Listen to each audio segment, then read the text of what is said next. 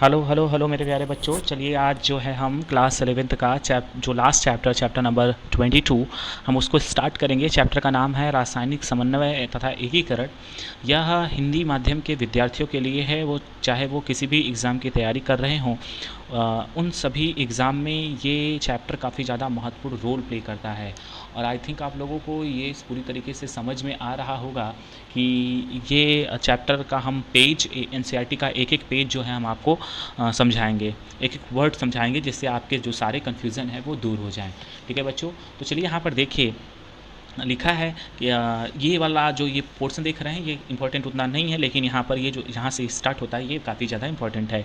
अंतःस्रावी ग्रंथियाँ तथा हार्मोन, यानी कि इसमें है क्या कि जो अंतःस्रावी ग्रंथियाँ, पहली बात तो ये कि अंतःस्रावी ग्रंथि किसे कहते हैं, पहले ये हेडिंग आपके दिमाग में क्लियर होना चाहिए। तो हम आपको बता दें, वे ग्रंथियाँ जिनका जो स्रावण होता है वो बाहर न भेजकर सीधे रक्त में भेजा जाता है, इस प्रकार की ग्रंथि को अंतःस्रावी ग्रंथि कहते हैं। ठीक है, तो और हाँ, एक इम्पॉर्टेंट इसमें वर्ड भी लिखा है कि अंतःस्रावी जो ग्रंथियाँ होती हैं उनमें नलिकाएँ नहीं होती हैं, अर्थात इन ग्रंथियों में नलिका नहीं पाई जाती है। इनका जो भी सिक्रीशन होता है वो डायरेक्टली किस में भेजा जाता है, तो वो सब डायरेक्टली रक्त में भेजा जाता है। तो आपको पता होना चाहिए जो अंतःस्रावी जो ग्रंथियाँ होती हैं वो 3 भागों में डिवाइड है। एक बहिस्रावी है, एक अंतःस्रावी है और एक कौन सी है, मिश्रित ग्रंथि। मिश्रित ग्रंथि में कौन आती है, अग्नाशय आती है। और अंतःस्रावी ग्रंथियाँ अधिकतर हैं जिसको हम आगे पढ़ने वाले हैं। मिश्रित ग्रंथि में केवल अग्नाशय है, और बहिस्रावी में जैसे हमारी लार ग्रंथियाँ हैं और हमारे स्टमक की जो ग्रंथियाँ होती हैं जहाँ से हमारा डाइजेस्टिव सिस्टम यानी डाइजेस्टिव एंजाइम यानी पाचक एंजाइम जो रिलीज़ होता है वह सभी यहाँ से स्रावित होते हैं। तो अंतःस्रावी ग्रंथियाँ अब हम जो भी इस चैप्टर में पढ़ेंगे ये अंतःस्रावी ग्रंथियों के बारे में ही पढ़ेंगे। तो अंतःस्रावी ग्रंथियों से किसका सिक्रीशन होता है, तो रसायन का सिक्रीशन होता है। चलिए यहाँ पर देखते हैं। अंतःस्रावी ग्रंथियाँ द्वारा स्रावित रक्त में मुक्त किए जाते हैं, है ना, हमने पहले ही बताया रक्त में इस रसायन को मुक्त किए जाते हैं, जो कि क्या करता है, जो दूरस्थ मतलब बहुत दूर जो लक्ष्य होता है वहाँ तक वो पहुँच पाता है। जैसे अगर हम बात करें कि हमारा जैसे अग्नाशय से एड्रिनल ग्लैंड, एड्रिनल मतलब अधिवृक्क ग्रंथि है, वो अधिवृक्क ग्रंथि जो है हमारे शरीर में जो है 2 प्रकार के हार्मोन को मुख्यतः स्रावित करती है। एक कौन सा, एपिनेफ्रिन और नॉन एपिनेफ्रिन। ठीक है, जैसे एड्रिनल हार्मोन और नॉन एड्रिनल हार्मोन कहते हैं, तो वो हार्मोन जो है हमारे ब्रेन तक जाता है, यानी जिसमें हमें भय लगना, साथ में हमको गुस्सा आना, हंसी, ये सारी चीज़ के लिए, भूख लगना, इस सब के लिए वो जिम्मेदार होता है। आगे हम पढ़ेंगे बच्चों, लेकिन इसके बाद हम यहाँ पर आगे देख लेते हैं। चलिए हम एनसीईआरटी के एक लाइन को आपको समझा देते हैं। ठीक, अब परंतु इस परिभाषा में रूपांतरित किया गया है जिसके अनुसार हार्मोन सूक्ष्म मात्रा में उत्पन्न होकर अपोषक रसायन है, होने वाले अपोषक रसायन है। तो बच्चों ध्यान से देखिएगा, हार्मोन से यहाँ पर इंपॉर्टेंट पॉइंट है, हार्मोन से जो है वो कोई भी मतलब हमें एनर्जी या कुछ पोषक तत्व नहीं मिलता है, बल्कि ये ऐसे केमिकल होते हैं जो हमारे शरीर को नियंत्रित करते हैं। ठीक है, यहाँ लिखा है जो अंतरकोशिकीय संदेशवाहक का कार्य करते हैं, इससे कोई पोषक प्राप्त नहीं होता। ठीक, तो अब उसके बाद यहाँ पर ये, हाँ ये लाइन इंपॉर्टेंट है, यहाँ लिखा है अकशेरुकों में कम हार्मोन के साथ एक सरल अंतःस्रावी तंत्र होता है, जबकि कशेरुकों में जो कशेरुकी होती है यानी जिनके पास हड्डियाँ होती हैं उनमें बहुत सारे रसायन होते हैं। तो बच्चों आप यहाँ पर एक फिगर देख रहे होंगे, इस फिगर के साथ आप यहाँ पर ये भी देख रहे होंगे कि जो है अलग अलग जो ग्लैंड है उसके नाम जो है यहाँ पर मेंशन किए गए हैं। तो आपको बता दें, जो हमारा जो मस्तिष्क होता है, तो उस मस्तिष्क में हाइपोथैलेमस भी एक ग्रंथि है, अंतःस्रावी ग्रंथि है, और उसके बाद बीच में मध्य में एक पीनियल ग्रंथि पाई जाती है, और उसके बाद पीयूष ग्रंथि होती है, जिसको हम मास्टर ग्रंथि के नाम से भी जानते हैं। ठीक है, इसको पिट्यूटरी ग्लैंड इंग्लिश में कहा जाता है, तो इंपॉर्टेंट ग्लैंड है ये। उसके बाद अगला है हमारा कौन सा, थायराइड एवं पैराथायराइड ग्रंथि, उसके बाद अग्नाशय, और उसके बाद अधिवृक्क, उसके बाद अंडाशय, और नर में वृषण ग्रंथियाँ होती हैं। तो हम बच्चों इसके बारे में बात करने जा रहे हैं। हम पहले देखेंगे मानव की अंतःस्रावी ग्रंथियाँ। तो अंतःस्रावी तंत्र के अंतर्गत कौन कौन आ जाते हैं, अंतःस्रावी तंत्र के अंतर्गत यही सब आ जाते हैं जो हमने बताया, यानी ऐसे हार्मोन जो मानव में जो है ऐसी ग्रंथियाँ जो मानव में हार्मोन का सिक्रीशन करती हैं, और वो एक अंग से दूसरे अंग तक मिलकर एक तंत्र जैसी संरचना का निर्माण करती हैं, जिसे हम अंतःस्रावी तंत्र के नाम से जानते हैं। इसके अंतर्गत कुछ अन्य ग्रंथियाँ आती हैं। ठीक है, तो अंतःस्रावी तंत्र का निर्माण किसके द्वारा होता है? पीयूष ग्रंथि, पीनियल ग्रंथि, थायराइड ग्रंथि, एड्रिनल ग्रंथि, अग्नाशय, पैराथायराइड, थाइमस, जनन ग्रंथियाँ, जिसमें नर में विसरण तथा मादा में अंडाशय होती हैं। ठीक है, ये सभी क्या है? अंतःस्रावी अंग हैं। ये आपस में मिलकर क्या बनाते हैं? अंतःस्रावी तंत्र का निर्माण करते हैं। ठीक है, ये सभी अंतःस्रावी जो हमने नाम बताए हैं आपको, ये सभी अंतःस्रावी जो है क्या है? ये अंग हैं और ये सभी मिलकर अंतःस्रावी तंत्र का निर्माण करते हैं। इसके अलावा भी कुछ ऐसे भी स्थान हैं जो ग्रंथि तो नहीं होते, लेकिन यह अंतःस्रावी जैसे यानी अंतःस्रावी जैसे व्यवहार करते हैं, अर्थात कह सकते हैं हार्मोन का सिक्रेशन करते हैं। जैसे हमारे जठर रस से, मतलब हमारे स्टमक से भी कुछ हार्मोन निकलते हैं, यकृत से भी निकलते हैं, किडनी यानी वृक्क से भी निकलते हैं, हार्ट से भी निकलते हैं। हम आगे इस चैप्टर में पढ़ेंगे कि कौन कौन से हार्मोन कहाँ से रिलीज होते हैं बच्चों। तो हम अगली हेडिंग की तरफ मूव ऑन करते हैं। हमारी अगली हेडिंग जो है वो है हाइपोथैलेमस, यानी हाइपोथैलेमस क्या है। ठीक है, तो इसमें हम आपको बता दें तो हाइपोथैलेमस जो होता है डाइएन्सीफेलॉन, तो जो थैलेमस और हाइपोथैलेमस आता है वो डाइएन्सीफेलॉन के अंतर्गत आता है। तो यानी डाइएन्सीफेलॉन मतलब अग्र मस्तिष्क के पिछले भाग। ठीक है, अग्र मस्तिष्क का पिछला भाग जो होता है उसे हम डाइएन्सीफेलॉन कहते हैं। तो हाइपोथैलेमस वहीं पर स्थित होता है। ठीक है, उसी के नीचे स्थित होता है। आपको ब्रेन वाले टॉपिक में ज़रूर बताया गया होगा।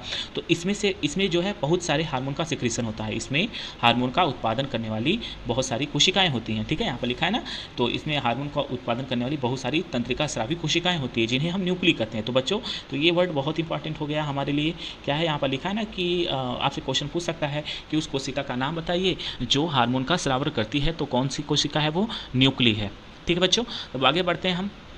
और ये हार्मोन जो होते हैं पीयूष ग्रंथि से निकलकर जो है संश्लेषण और स्रावण का नियंत्रित करते हैं। तो बच्चों बड़ा इंपॉर्टेंट है लाइन, बड़े ध्यान से देखिएगा। ये जो हार्मोन होता है यानी हाइपोथैलेमस से निकलने वाला जो हार्मोन है, अन्य सारे हार्मोन यानी जो अन्य जो ग्लैंड आपको दिखाई दे रही हैं, इनके नियंत्रण और नियमन का मुख्य कारण मतलब मुख्य रोल प्ले करता है कौन सा? Hypothalamic hormone. ठीक है, यानी हाइपोथैलेमस से निकलने वाला जो हार्मोन होता है वो अन्य हार्मोन से, यहाँ लिखा है ना, हार्मोन पीयूष ग्रंथि से स्रावित, यानी कि ये जो हार्मोन होता है हाइपोथैलेमस हार्मोन, ये मास्टर ग्लैंड को भी, मतलब पिट्यूटरी ग्लैंड यानी पीयूष ग्रंथि से निकलने वाले हार्मोन के संश्लेषण और स्राव का नियंत्रण करता है। तो ये मास्टर ग्लैंड का भी मास्टर है। ठीक है, मास्टर ग्लैंड मतलब इसलिए पीयूष ग्रंथि को मास्टर ग्रंथि कहते हैं क्योंकि वो सारे ग्लैंड को कंट्रोल करती है, लेकिन पीयूष ग्रंथि को भी कोई कंट्रोल करता है। तो पीयूष ग्रंथि को कंट्रोल कौन करता है? तो हाइपोथैलेमस जो है पीयूष ग्रंथि को कंट्रोल करता है। इसलिए लिखा है कि हाइपोथैलेमस, यानी यहाँ पर मेंशन नहीं किया लेकिन हम आपको बता दें, हाइपोथैलेमस से निकलने वाले हार्मोन जो होते हैं पीयूष ग्रंथि से स्रावित होने वाले हार्मोन का संश्लेषण और स्राव यानी संश्लेषण और स्रावण का नियंत्रण करते हैं। ठीक है, तो हाइपोथैलेमस से स्रावित जो हार्मोन है वो दो प्रकार के होते हैं। ठीक है, यहाँ पर लिखा कितने प्रकार के हार्मोन स्रावित होते हैं? दो प्रकार के हार्मोन स्रावित होते हैं। पहला वो हार्मोन जो पीयूष ग्रंथि से हार्मोन के स्रावण को प्रेरित करता है। तो यहाँ लिखा है ना मोचक हार्मोन वाला हार्मोन कौन सा है? मोचक हार्मोन। यानी ये काम क्या करता है? ये पीयूष ग्रंथि से जो हार्मोन सिक्रीट होता है उसको क्या करता है? उसे प्रेरित करता है कि तुम रिलीज हो जाओ। और दूसरा निरोधी हार्मोन होता है, ये पीयूष ग्रंथि से जो हार्मोन निकलने वाला है, ये हार्मोन जो होता है वो उसको रोकने का काम करता है। तो ये हाइपोथैलेमिक हार्मोन है बच्चों, ध्यान से देखिएगा। ये पहला हार्मोन कौन सा है? मोचक हार्मोन। और दूसरा कौन सा है? निरोधी हार्मोन। तो मोचक हार्मोन क्या करता है? वो जाकर पीयूष ग्रंथि के स्रावण करने वाले कार्य को प्रेरित करता है और दूसरा उसको रोकने का काम करता है। एक एग्जाम्पल भी दिया है, हाइपोथैलेमस से एक हार्मोन निकलता है जिसका नाम है गोनाडोट्रोपिन मुक्ताहारी हार्मोन, यानी जिसको GnRH इंग्लिश में कहते हैं शॉर्ट फॉर्म में, और उसका इंग्लिश नेम है गोनाडोट्रोपिन रिलीजिंग हार्मोन। तो गोनाडोट्रोपिन रिलीजिंग जो हार्मोन होता है वह पीयूष ग्रंथि से निकलने वाला हार्मोन है जिसका नाम क्या है? Gonadotropin hormone. ठीक है, ये गोनाडोट्रोपिन जो है हार्मोन, जो ये देखिए ये हार्मोन जो है पीयूष ग्रंथि से निकल रहा है, लेकिन इसको स्रावित करने के इसके स्रावण को प्रेरित करने के लिए हाइपोथैलेमस से मुक्ताहारी हार्मोन निकलता है, यानी कि इसको प्रेरित करेगा कि तुम भाई रिलीज हो जाओ अब यहाँ से। ठीक है, तो ये हार्मोन निकल रहा है, गोनाडोट्रोपिन मुक्ताहारी हार्मोन हाइपोथैलेमस से निकलता है, लेकिन पीयूष ग्रंथि से ये हार्मोन जाकर पीयूष ग्रंथि को मैसेज भेजता है कि भैया अब तुम जो है गोनाडोट्रोपिन हार्मोन को रिलीज कर दो। ठीक है, तो वहाँ से पीयूष ग्रंथि से गोनाडोट्रोपिन हार्मोन रिलीज हो जाता है। और वहीं दूसरी ओर हाइपोथैलेमस से एक और हार्मोन प्रेरित हो, एक मतलब दूसरा एग्जाम्पल दिया है एक और, हाइपोथैलेमस से एक हार्मोन सोमैटोस्टेनिन। सोमैटोस्टेनिन एक जो है निरोधी हार्मोन है, मतलब रोकने वाला हार्मोन है। ये पीयूष ग्रंथि के वृद्धि हार्मोन को, बच्चों वृद्धि हार्मोन मतलब जीएच हार्मोन को, यानी ग्रोथ हार्मोन को रोकने का काम करता है। ठीक है, तो हमने ये दो एग्जाम्पल यहाँ पर देखे, बहुत इंपॉर्टेंट थे। कौन कौन से? ये पहला हार्मोन कौन सा एग्जाम्पल है? ये मुक्त कराता है, मतलब श्रावण को प्रेरित कर रहा है, जबकि ये रोक रहा है सोमैटोस्टेनिन। ये सोमैटोस्टेनिन किसको रोकता है? जो ग्रोथ हार्मोन होता है उसको रोकता है। ठीक है, तो अब ये जो हार्मोन होते हैं वो रिलीज कहाँ से होते हैं बच्चों? अभी हम आपको इसका फिगर भी दिखाएंगे, आपको समझा भी देंगे वहाँ पर, तो आप ध्यान से देखिएगा यहाँ पर इसके बारे में। तो हम आपको बता दें, यहाँ पर लिखा है कि ये हार्मोन हाइपोथैलेमस के तंत्रिका कोशिका से प्रारंभ होकर तंत्रिकाज से होते हुए तंत्रिका सिरों पर मुक्त कर दिए जाते हैं। ठीक है, यानी कि अब हम आपको हाँ एक वर्ड यहाँ पर देख लीजिए, यहाँ पर निवाहिका परिवहन तंत्र द्वारा पीयूष ग्रंथि तक पहुँचाते हैं, और दूसरा जो होता है तो दूसरा जो होता है वो डायरेक्टली उसमें छोड़ा जाता है। तो अब आपको हम दिखा दें कि जो फिगर है उसमें क्या बताया जा रहा है बच्चों। ध्यान से देखिएगा, अगर आपको ये फिगर दिखाई दे रहा होगा तो ये हाइपोथैलेमस वाला भाग है। हाइपोथैलेमस से दो तरह के हार्मोन निकल रहे हैं, ध्यान से देखिए। मतलब दो तरह के हार्मोन जो होते हैं, सॉरी, जो पिट्यूटरी ग्लैंड होती है वो दो प्रकार की होती है, अग्र और पश्च। तो जो अग्र और पश्च होती है उसमें अलग अलग तरीके से जो हाइपोथैलेमस का हार्मोन है उसका रास्ता अलग होता है। तो जो अग्र पीयूष ग्रंथि, देखिए यहाँ पर जो ये बच्चों ये अग्र मतलब ये पिट्यूटरी ग्लैंड के दोनों भाग हैं। तो जो ये अग्र पीयूष ग्रंथि आप देख रहे हैं, तो अग्र पीयूष ग्रंथि में जो एक हार्मोन आ रहा है हाइपोथैलेमस वाला जो हार्मोन है वो थोड़ी ही दूर पर, उसकी जो तंत्रिका तंत्र है वो थोड़ी ही दूर पर है बच्चों। यहाँ पर ही लाकर वो क्या कर रहा है, हाइपोथैलेमिक तंत्रिका कोशिका, ये देख रहे हैं आप लोग, ये इस कोशिका से हाइपोथैलेमस वाला हार्मोन आया, यहाँ पर कहाँ पर आ जाता है, निवाहक परिसंचरण, यानी एक नलिका होती है उस रास्ते से अग्र पीयूष ग्रंथि तक पहुँच रहा है। तो यहाँ पर देखना बहुत इंपॉर्टेंट है बच्चों, ध्यान से देखिएगा। ये कंपटीशन एग्जाम में कई बार क्वेश्चन पूछा भी गया है कि जो अग्र पीयूष ग्रंथि है उसमें जो हाइपोथैलेमस से हारने वाला हार्मोन है वो किस रास्ते से आता है, तो वो आता है निवाहिका परिसंचरण तंत्र वाले रास्ते से आता है। मतलब कि हाइपोथैलेमस का जो तंत्रिका तंत्र होता है, तंत्रिका कोशिका होती है, वो अपना हार्मोन रिलीज कर देती है कहाँ पर, निवाहिका नलिका में। निवाहिका परिसंचरण नलिका में जब वो रिलीज करती है तो निवाहिका परिवहन नलिका जो है वो अग्र पीयूष ग्रंथि तक उसको ले जाता है। लेकिन पश्च पीयूष ग्रंथि में कुछ अलग होता है। पश्च पीयूष ग्रंथि में हाइपोथैलेमिक जो तंत्रिका कोशिका होती है वो डायरेक्टली लेकर जा रही है, देखिए जो एकदम डायरेक्टली लेकर जा रही है, वो कहाँ छोड़ रही है, पश्च पीयूष ग्रंथि में उसको ले जाकर छोड़ रही है। तो यहाँ पर अग्र पीयूष ग्रंथि में निवाहिका परिसंचरण द्वारा हो रहा है और पश्च पीयूष ग्रंथि में डायरेक्टली तंत्रिका तंत्र ही आ रही है यहाँ पर। ठीक है बच्चों, तो आप लोगों को आई थिंक समझ में आ गया होगा। अब हम अगली हेडिंग की तरफ मूव ऑन करते हैं, और अगली हेडिंग हमारी कौन सी है, पीयूष ग्रंथि है बच्चों। तो पीयूष ग्रंथि है, अब देखिए पीयूष ग्रंथि एक सेला टर्सिका नामक अस्थिल गुहा में स्थित होती है। यानी जो पीयूष ग्रंथि आप देख रहे हैं, ये पीयूष ग्रंथि जो होती है एक हड्डी होती है सेला टर्सिका, उसी में क्या होती है, स्थित होती है, और एक वृंत द्वारा किससे जुड़ी होती है, हाइपोथैलेमस से जुड़ी होती है। तो आंतरिक अनुसार, मतलब कि संरचना के अनुसार पीयूष ग्रंथि को दो भागों में डिवाइड किया गया है। ठीक है, दो भागों में विभाजित किया गया है। पहला कौन सा भाग है, एडिनोहाइफोसिस, और दूसरा कौन सा है, न्यूरोहाइफोसिस। ठीक है, तो दो भागों में विभाजित किया। तो एडिनोहाइफोसिस यानी कि एडिनोहाइफोसिस और न्यूरोहाइफोसिस। अब यहाँ पर लिखा है एडिनोहाइफोसिस के भी दो भाग होते हैं। कौन कौन से, पार्स डिस्टेलिस और पार्स इंटरमीडिया। ठीक है, पार्स डिस्टेलिस और पार्स इंटरमीडिया। ठीक है, तो अब हम देखते हैं कि पार्स डिस्टेलिस से कौन कौन हार्मोन निकलता है। तो आप इसको नोट करते रहेंगे या तो फिर आप बुक में आप इसको मार्क करते रहेंगे, क्योंकि बहुत इंपॉर्टेंट चैप्टर है बच्चों। तो पार्स डिस्टेलिस से जो साधारणतः मतलब जो पार्स डिस्टेलिस होता है उसे ही हम अग्र पीयूष ग्रंथि कहते हैं। तो अग्र पीयूष ग्रंथि का दूसरा एक नाम और मिल गया हमको, क्या मिल गया, अग्र पीयूष ग्रंथि का एक नाम और है पार्स डिस्टेलिस। ठीक है, पार्स डिस्टेलिस अग्र पीयूष ग्रंथि का एक दूसरा नाम है, और ये किसका भाग है, पार्स डिस्टेलिस, एडिनोहाइफोसिस का ही भाग है बच्चों। ठीक, अब देखिए यहाँ पर इससे पार्स डिस्टेलिस से कौन कौन से हार्मोन निकलते हैं, तो वृद्धि हार्मोन या सोमैटोट्रोपिन हार्मोन। ठीक है, वृद्धि हार्मोन या दूसरा नाम सोमैटोट्रोपिन। सोमैटोट्रोपिन, अब देखिए यहाँ पर एक और हम आपको बता दें, सोमैटोस्टेनिन यहाँ पर लिखा है, ये रोधक है। ठीक है बच्चों, ये रोधक है, मतलब कि रोकने का काम करता है, वृद्धि को रोकने का काम कर रहा है। लेकिन यहाँ पर आपको दिखाई दे रहा होगा, यहाँ पर आपको दिखाई दिया कि नहीं, आपको हम दिखा देते हैं फिर से। आप यहाँ पर देख सकते हैं, यहाँ सोमैटोस्टेनिन जो दिया है ये एक वृद्धि को रोकने वाला हार्मोन है बच्चों, ये हाइपोथैलेमस से निकलता है। जबकि यहाँ पर कंफ्यूजन ना हो आपको, इसलिए हम आपको पेज पलट के दिखा देते हैं। यहाँ पर आपको सोमैटोट्रोपिन जो दिया है बच्चों, ये सोमैटोट्रोपिन जो होता है ये पीयूष ग्रंथि से निकल रहा है, और ये ग्रोथ हार्मोन है। ये मतलब हमारे शरीर में ग्रोथ कराता है और सोमैटोस्टेनिन ग्रोथ को रोकता है। ठीक है, उसके बाद प्रोलैक्टिन यानी PRL के नाम से जानते हैं प्रोलैक्टिन, और इसको दूसरे नाम से भी जानते हैं मेमोट्रोपिन। तो मेमरी ग्लैंड से मेमो आया है, तो आपको कन्फ्यूजन न करने पड़े, तो दोनों नाम सेम है, दोनों नाम एक दूसरे के हैं, मतलब इसको प्रोलैक्टिन को मेमोट्रोपिन भी कह सकते हैं। थायराइड प्रेरक हार्मोन यानी थायराइड स्टिमुलेटिंग हार्मोन TSH और एडिनोकार्टिकोट्रॉफिक हार्मोन ये हमारे एड्रिनल ग्लैंड पर एक्ट करता है। तो ADH हार्मोन ACTH यानी एडिनोकार्टिकोट्रॉफिक हार्मोन के नाम से भी जानते हैं, या इसका दूसरा भी नाम है, क्या है, कार्टिकोट्रॉफिन, एडिनोकार्टिकोट्रॉफिन या फिर कार्टिकोट्रॉफिन, दो नाम है इसके। ल्यूटिजाइन हार्मोन यानी LH हार्मोन के नाम से जानते हैं। पुटिका प्रेरक हार्मोन यानी FSH यानी फॉलिकल स्टिमुलेटिंग हार्मोन इंग्लिश में इसको कहते हैं। इन सभी हार्मोन का सिक्रीशन जो हो रहा है वो किससे होता है, पार्स डिस्टिलिस से हो रहा है बच्चों। और केवल पार्स इंटरमीडिएट से एक हार्मोन स्रावित होता है जिसको हम लेनोसाइड प्रेरक हार्मोन यानी कि यहाँ पर बच्चों गलत लिखा है, MASH नहीं होगा, यहाँ पर NSH सॉरी, यहाँ पर जो है बच्चों मेलेनोसाइट स्टिमुलेटिंग हार्मोन होगा। ये लेनोसाइड लिखा है, ये गलत है, मेलेनोसाइट होगा। ठीक है बच्चों, मेलेनोसाइट होगा यहाँ पर। ठीक, कन्फ्यूज़न ना रहे आप लोगों को, इसलिए हम आपसे क्लियर कर दें। तो बच्चों हो सकता है आपके बुक में गलत भी लिखा हो, जैसे यहाँ पर गलत लिखा है तो आप इसको करेक्ट कर लीजिए। मेलेनोसाइट प्रेरक हार्मोन लिखा है, यहाँ पर हिंदी गलत लिखा है, इंग्लिश में इसका शॉर्ट फॉर्म लिखा है MSH यानी मेलेनोसाइट स्टिमुलेटिंग हार्मोन इसका फुल फॉर्म है, या इसको दूसरे नाम से भी जानते हैं, मेलेनोट्रोपिन के नाम से भी जानते हैं। तो बच्चों आपको यहाँ पर कन्फ्यूज़न नहीं करना है, आपको हम पहले ही क्लियर कर देते हैं। ये जो मेलेनोसाइट प्रेरक हार्मोन है इसको मेलेनोट्रोपिन कहते हैं, और एक ही सिंगल हार्मोन जो है ये पार्स इंटरमीडिया से निकलता है, बाकी सारे हार्मोन पार्स डिस्टिलिस से निकलते हैं बच्चों।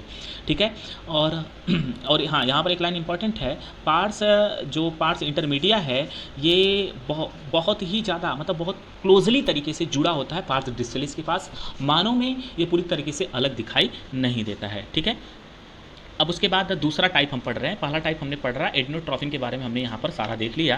अब ये दूसरा टाइप है पीयूष ग्रंथि का, कौन सा है, न्यूरोहाइपोसिस यानी पार्स नर्वोसा के नाम से जाते हैं इसको इंग्लिश में। इसको पश्च पीयूष ग्रंथि यानी जैसे कि जो एडिनोहाइपोसिस था वो अग्र पीयूष ग्रंथि थी, तो ये पश्च पीयूष ग्रंथि है न्यूरोहाइपोसिस। तो ये हाइपोथैलेमस द्वारा उत्पादित, देखिए बच्चों बड़े ध्यान से देखिएगा, ये हाइपोथैलेमस द्वारा उत्पादित किए जाने वाले हार्मोन ऑक्सीटॉक्सिन और वेसोप्रेसिन का संग्रह करते हैं और श्रावण करते हैं। ठीक है, और वास्तव में जो हार्मोन होते हैं ये जो ऑक्सीटोसिन और वेसोप्रेसिन है ये हाइपोथैलेमस से ही निकलते हैं, लेकिन ये पश्च पीयूष ग्रंथि में आते हैं, वहाँ स्टोर होते हैं और वहीं से स्रावित करते हैं। बच्चे कन्फ्यूजन मत रखना, ऑक्सीटोसिन और वेसोप्रेसिन जो है उसका निर्माण कहाँ से होता है बच्चों, वो हाइपोथैलेमस से होता है, लेकिन उसका देखिए ये हाइपोथैलेमस से होता है और ये यहाँ से ये आ जाता है कहाँ पर, पश्च पीयूष ग्रंथि में। और पश्च पीयूष ग्रंथि में जो ऑक्सीटोसिन और वेसोप्रेसिन है इसका स्टोरेज होता है यहाँ पर, और यहाँ से इसको स्रावित किया जाता है बच्चों। ठीक है, तो ये दोनों हार्मोन बनते कहाँ हैं, ये बनते हैं हाइपोथैलेमस में, लेकिन श्रावण और एकत्रित कहाँ होते हैं, पश्च पीयूष ग्रंथि में। ठीक है बच्चों, अब बच्चों बड़े ध्यान से देखिएगा, यहाँ पर कुछ हार्मोन के नाम लिखे हैं, हम इसको आपको क्लियर कर देते हैं, उसके बाद आगे कंटिन्यू करते हैं। तो ध्यान से देखिएगा, ग्रोथ हार्मोन अगर ये शरीर में अत्यधिक जो है रिलीज हो जाए तो एक बीमारी हो जाती है जिसको अतिकायता कहते हैं। अतिकायकता बच्चों कन्फ्यूजन मत रखना, अतिकायकता जिसको हम इंग्लिश में जाइगेटिज्म बोलते हैं।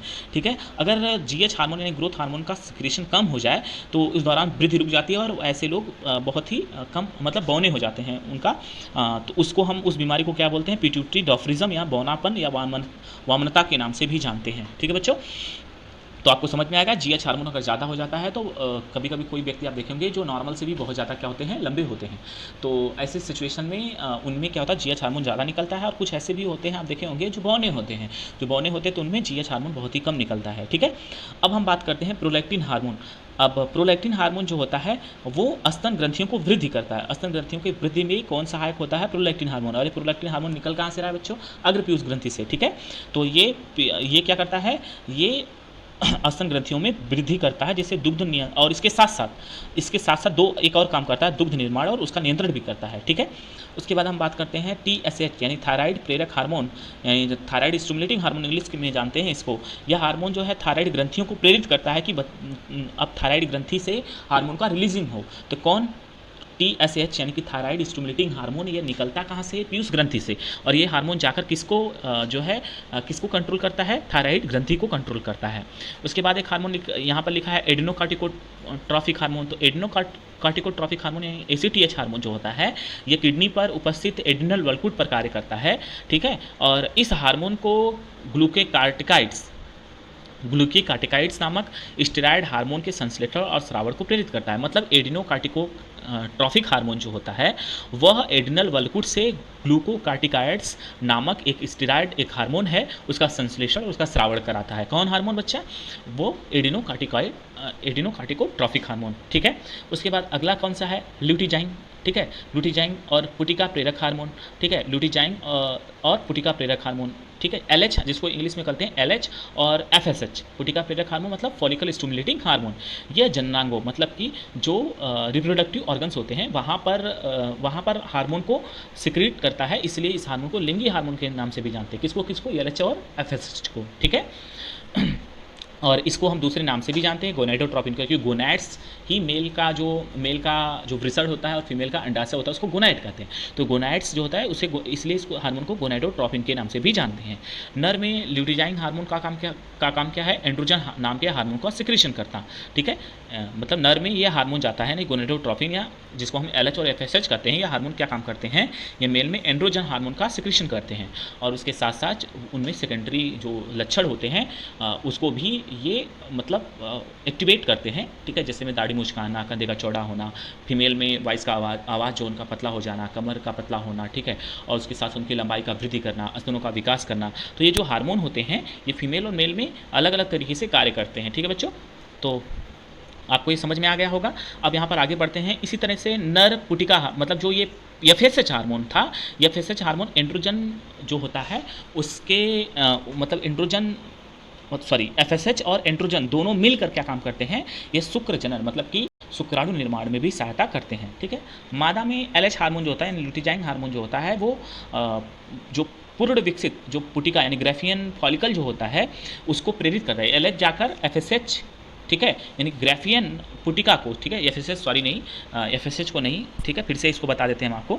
मादा में ल्यूटिजाइन हार्मोन यानी LH हार्मोन जो होता है वो ग्राफियन फॉलिकल को स्टिमुलेट करता है, उसको प्रेरित करता है कि उसमें से क्या रिलीज हो जाए? उसमें से अंड उत्सर्ग हो जाए, मतलब जो एग होते हैं वो बन जाए। ठीक है बच्चों, अब और ग्राफियन पुटिका में बचे हुए कार्पस ल्यूटियम बनाता है। ठीक है, जब एग रिलीज हो जाएगा तो ग्राफियन फॉलिकल बनता है। तो हम जो है क्लास 12th में जब ह्यूमन रिप्रोडक्शन पढ़ाएंगे तो ये टॉपिक आपको बहुत क्लियर हो जाएगी। यहाँ पर आपको बस केवल आपको समझ लेना है बच्चों। ठीक है, ठीक है बच्चों, यहाँ पर देखिए जो LH हार्मोन है वो जो मेल होता है, मेल में क्या करता है? मेल में एंड्रोजन का स्रावण करता है और फीमेल में जो होता है वो क्या कर रहा है? LH हार्मोन वो ग्राफियन पुटिका से अंडोत्सर्ग को यानी एग को रिलीज कराने के लिए प्रेरित करता है और ग्राफियन उसके साथ साथ दूसरा काम क्या करता है? कार्पस ल्यूटियम को बनाता है। ठीक है, कार्पस ल्यूटियम को बनाता है। ये सब क्या है आपको क्लास 12th में ह्यूमन रिप्रोडक्शन में कन्फर्म हो जाएगा, आप चिंता मत करिए। FSH फीमेल में अंडाशयी पुटिकाओं की वृद्धि और परिवर्धन को प्रेरित करता है, यानी जो पुटिका प्रेरक हार्मोन है यानी FSH, आपको बताया था हम ना, LH और FSH होते हैं, इन्हीं दोनों को हम क्या बोलते हैं? गोनाडोट्रोपिन हार्मोन कहते हैं। तो LH का काम दूसरा, FSH का काम। तो FSH मतलब फॉलिकल स्टिमुलेटिंग हार्मोन जो होता है मादा में अंडाशय में जो पुटिका होती है उसके वृद्धि को प्रेरित करता है। तो हम फिर से अगेन क्लियर कर दें, ये जो लिंगी हार्मोन आपको हम बताए हैं शायद आपको यहाँ पर थोड़ा सा कन्फ्यूजन करे, लेकिन हम अभी जो है मंडे से जो क्लास स्टार्ट होगी ह्यूमन रिप्रोडक्शन उसमें आपको ये टॉपिक पूरी तरीके से बच्चों क्लियर हो जाएगा। ठीक है, अब हम इसी की तरफ आगे की तरफ कंटिन्यू करते हैं बच्चों, ध्यान से देखिएगा। ये जो आपको यहाँ पर दिखाई दे रहा है मेलेनोसाइट प्रेरक हार्मोन यानी MSH। ठीक है, MSH, तो ये मेलेनोसाइट हार्मोन ये हार्मोन जो है पार्ट्स इंटरमीडिया से रिलीज होता है बच्चों। ये इसका काम क्या है? मेलेनोसाइट क्या होता है? हमारे स्किन के कलर के लिए उत्तरदायी होता है बच्चों। तो हमारा जो स्किन का कलर होता है इसी के कारण होता है। तो यहाँ पर त्वचा का वर्णकता का नियमन करता है। ऑक्सीटॉक्सिन, अब हम इसको तो पढ़ चुके हैं, अब बात करते हैं इसके बारे में। ऑक्सीटॉक्सिन का क्या काम है? ऑक्सीटॉसिन जो होता है हमारे शरीर में चिकनी पेशियों को नियंत्रित करता है, तो चिकनी पेशियों के संकुचन को भी प्रेरित करता है। साथ में इसका बहुत ही इंपॉर्टेंट रोल है बच्चों, कहाँ पर है? मादा में जब प्रसव होता है, मतलब जब एक फीमेल बच्चे को जन्म देती है तो उस दौरान बच्चे को जन्म देने के समय जो गर्भाशयी पेशियां होती हैं उसको स्टिमुलेट करता है ताकि बच्चा आसानी से बर्थ ले सके। ठीक है, इसके साथ साथ इसका और भी एक काम है, दुग्ध ग्रंथियों के स्राव को भी प्रेरित करता है, मतलब दुग्ध को भी स्राव करने के लिए प्रेरित करता है। अब बच्चों यहाँ पर ध्यान से देखिएगा, वेसोप्रेसिन वेसोप्रेसिन एक हार्मोन है। वेसोप्रेसिन हार्मोन को एडीएच हार्मोन के नाम से भी जानते हैं, एडीएच हार्मोन के नाम से भी जानते हैं। यह वृक्क की जो दूरस्थ कुंडलित नलिका होती है वहाँ पर जल तथा आयनों का पुनरावशोषण करता है। इंपॉर्टेंट है बच्चों, ध्यान से देखिएगा। वेसोप्रेसिन वृक्क के दूरस्थ सम्मिलित नलिका से क्या करता है, जल तथा आयन के पुनरावशोषण को प्रेरित करता है, जिससे यूरिन में जो यूरिन के साथ जो जल है हमारे शरीर से वाटर जो है ज़्यादा रिलीज ना हो जाए, इससे इसको कंट्रोल कौन करता है, इसे वेसोप्रेसिन करता है। इसे हम प्रतिमूत्र हार्मोन या इंग्लिश में इसको एंटी डायूरेटिक हार्मोन यानी एडीएच हार्मोन के नाम से भी जानते हैं। तो एडीएच हार्मोन को हम वेसोप्रेसिन या वेसोप्रेसिन को एडीएच हार्मोन के नाम से भी जानते हैं बच्चों। तो आप लोगों को ये समझ में आ गया होगा, ठीक है। तो बच्चों आगे की क्लास हम नेक्स्ट संडे के दिन हम इस चैप्टर को आगे कंटिन्यू करेंगे, क्योंकि हम क्लास 12 पढ़ा रहे हैं इस समय। तो आई थिंक आप लोगों को आज की क्लास समझ में आई होगी और हम जो है बहुत ही जल्दी इस चैप्टर को ख़त्म भी कर देंगे। तो थैंक यू सो मच। आप अगर नए हैं तो आप प्लीज़ बच्चों आप सबको जो है शेयर करिए, ताकि वो भी अपने कन्फ्यूज़न को दूर कर सकें। और अगर अभी तक सब्सक्राइब नहीं किए तो सब्सक्राइब कर लीजिए, और अगर वीडियो पसंद आए तो लाइक भी कर दीजिएगा। Thank you so much.